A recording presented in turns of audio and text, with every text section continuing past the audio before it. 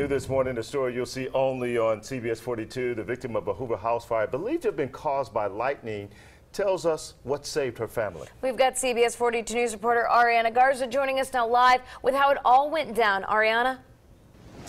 Yeah, Lee and Art, this happened in the Cahaba Estates area of Hoover, and actually I spoke to the victim's neighbor who tells me this is the second time that she's seen lightning strike a house in that neighborhood. Now here's what happened.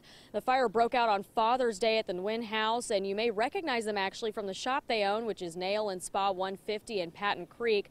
Tweet Nguyen, who goes by Tweety, tells me she was home alone with her children taking a nap. Her children are only 7 and 9 years old when the fire broke out. Her husband, unfortunately, was away for Army training. He didn't come home on Friday 22nd, which is like almost a week after.